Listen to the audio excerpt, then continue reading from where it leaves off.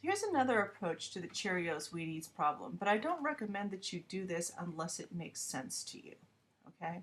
So if we start out by just looking at the basic concepts and looking at the overall picture of what's going on here, and knowing that the Cheerios and the Wheaties, although they have different masses and different frictional forces, they are going to move together.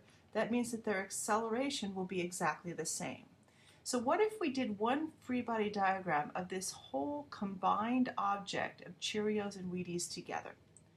That would look like this.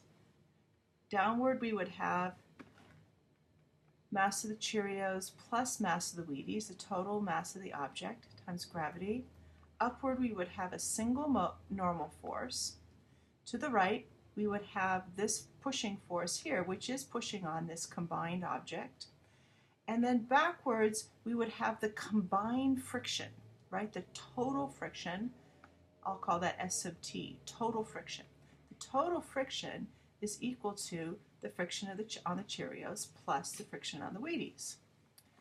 And if we made some equations about this, we'd get pushing force minus the total friction is going to be equal to the total mass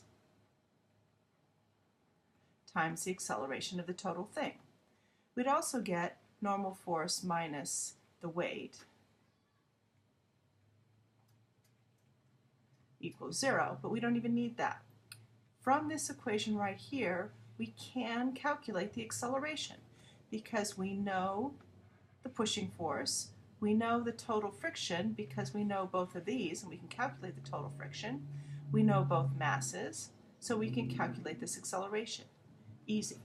Now the bummer is that that's not what they asked for. They asked for the force that's happening in here. So to consider this first force, let's look at what's happening just to the Wheaties. So here's a new free body diagram just to the Wheaties. So we have mass of the Wheaties times gravity, downward. We have a normal force just on the Wheaties. And we have this pushing force going forward, okay? That's the Cheerios pushing on the Wheaties. That's what they asked us for. And we have the friction on the Wheaties.